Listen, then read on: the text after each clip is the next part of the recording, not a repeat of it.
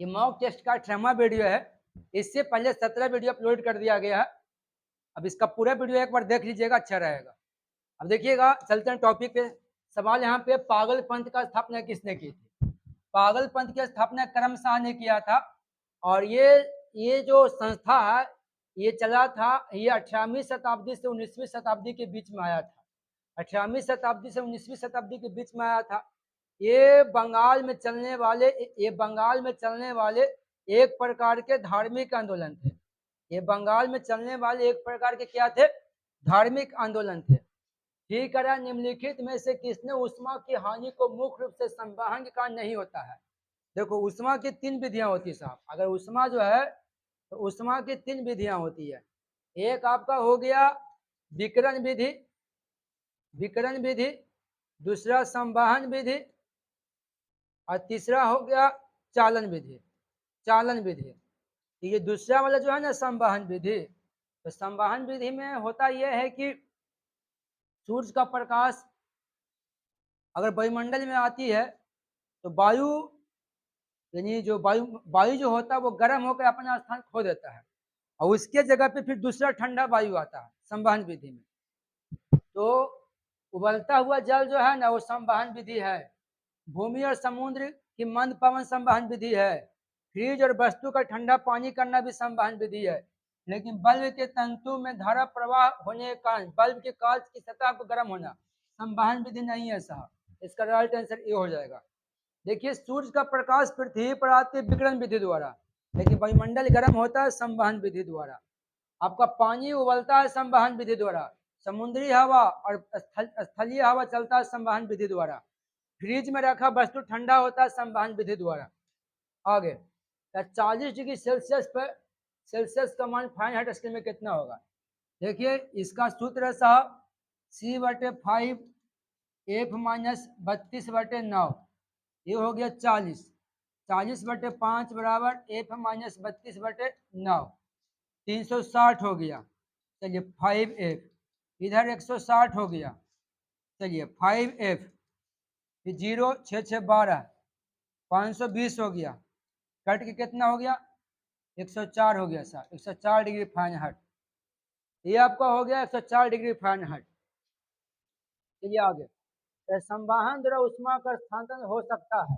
देखो, संवहन विधि जो है ना, वो संवहन विधि द्वारा जो उष्मा जो आता है, तो संवहन विधि आपका द्रव पे काम करेगा और गैस पे काम करेगा। गैस में, क्योंकि वायुमंडल की गैस को, हाँ, वायुमंडल को ये गर्म करता है, ये पानी को गर्म करता है। तो ये संवहन विधि जो होता है वो द्रव और गैस पे काम करता है। तो इसका राइट आंसर हो जाएगा C, यानी 4 का 3 हो जाएगा। फिर कह रहा है कि जब पानी को 0 डिग्री से 10 डिग्री सेल्सियस पे गर्म किया जाए तो इसका आयतन क्या होगा? ये 0 डिग्री हुआ, ये 4 डिग्री हुआ, ये 10 डिग्री हुआ, 10 डिग्री हुआ, 10 डिग्री हुआ। तो पानी को 0 से 4 डिग्री तक लाइएगा ना, तो इसका आयतन पहले घटेगा। इसका आयतन क्या होगा? घटेगा। लेकिन 4 डिग्री से 10 डिग्री तक आइएगा ना, तो इसका आयतन बढ़ जाएगा। इसका आयतन क्या होगा? बढ़ जाएगा। मतलब पहले आयतन घटेगा, उसका आयतन, उसके बाद आयतन बढ़ेगा। 5 का D हो जाएगा। फिर कह रहा है विजय दिवस कब मनाया जाता है? देखो, 28 फरवरी को विज्ञान दिवस मनाया जाता है, राष्ट्रीय विज्ञान दिवस 28 फरवरी को। क्योंकि 28 फरवरी, क्योंकि आपका 28 फरवरी, आपका 28 फरवरी 1928 ईस्वी को सीवी रमन ने प्रकाश की प्रकीर्णन का खोज किया था। प्रकाश के प्रकीर्णन का खोज किया था। इसी खुशी में 28 फरवरी को मनाया जाता है राष्ट्रीय विज्ञान दिवस। 14 अगस्त को विभाजन विभीषिका दिवस मनाया जाता है। वो जो 14 अगस्त 1947 को पाकिस्तान जो है ना, वो भारत से अलग हुआ था, इसलिए 14 अगस्त को मनाया जाता है। 1 दिसंबर को एड्स दिवस मनाया जाता है, एड्स दिवस। विजय दिवस 16 दिसंबर को, क्योंकि 16 दिसंबर 1971 को भारत ने पाकिस्तान को पराजित किया था। इस खुशी में मनाया जाता है 16 दिसंबर को विजय दिवस। आगे कह रहा है, अरे भारत में सुनामी वार्निंग सेंटर कहाँ है? तो सुनामी वार्निंग सेंटर हैदराबाद में। विशाखापट्टनम भारत का सबसे गहरा बंदरगाह है, सबसे गहरा बंदरगाह है। नागपुर में अंबेडकर जी धर्म परिवर्तन किए थे, अंबेडकर जी। ये हिंदू धर्म को त्याग कर बौद्ध धर्म ग्रहण कर लिए थे। ये भारत का सबसे बड़ा धर्म परिवर्तन है। एक दिन में 3.5 लाख हिंदू बौद्ध बन गया था। नई दिल्ली आपका यमुना नदी के तट पे है।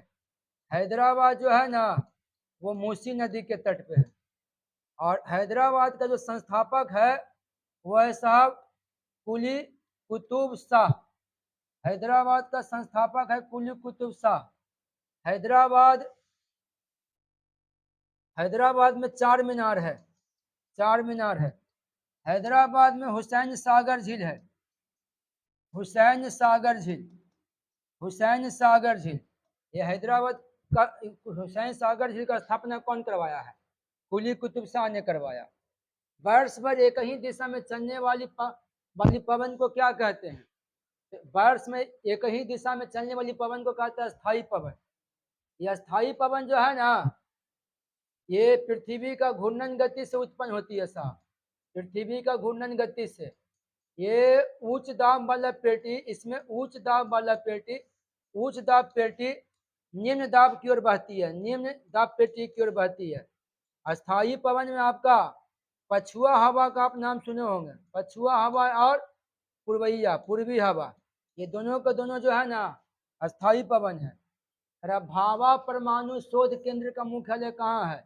भाभा परमाणु शोध केंद्र का मुख्यालय नई दिल्ली मुंबई है। कहाँ है? मुंबई है। ठीक है। कैटरीना क्या है? कैटरीना एक प्रकार का चक्रवात है साहब, कैटरीना एक प्रकार की चक्रवात है। 10 11 निम्नलिखित में से कौन सा पर्वत यूरोप महाद्वीप में है? आल्प्स पर्वत यूरोप महाद्वीप में, यूरोप महाद्वीप का सबसे बड़ा पर्वत है। इसकी सबसे ऊंची चोटी जो है ना, ऊंची चोटी वो है साहब माउंट ब्लैक, माउंट ब्लैक। ये माउंट ब्लैक फ्रांस में पड़ता है। ये माउंट ब्लैक चोटी जो कहाँ है? फ्रांस में है। ग्रेट डिवाइडिंग रेंज जो है ना, वो आपका ऑस्ट्रेलिया में है। ग्रेट डिवाइडिंग रेंज जो है वो ऑस्ट्रेलिया में है। एंटीज पर्वत जो है, एंटी पर्वत दक्षिणी अमेरिका में है, दक्षिणी अमेरिका में। और एटलस जो है वो अफ्रीका में है, एटलस पर्वत अफ्रीका में। सब अपने अपने महाद्वीप का सबसे बड़ा पर्वत है। रॉलेट एक्ट को काला कानून किसने कहा था? महात्मा गांधी ने कहा था। ये रॉलेट एक्ट आया था 1919 ईस्वी में, 1919 ईस्वी में। इसका नियम था साहब, ना अपील ना कोई ना अपील ना वकील ना कोई दलील। आगे राइन नदी किनारे स्थित है ब्लैक फॉरेस्ट। राइन नदी फ्रांस और जर्मनी के सीमा रेखा पर है साहब। हाँ, पूछेगा कि जर्मनी और फ्रांस को 2 भागों में बांटने वाली नदी कौन है? तो वो है राइन नदी, बॉर्डर पर उसका है।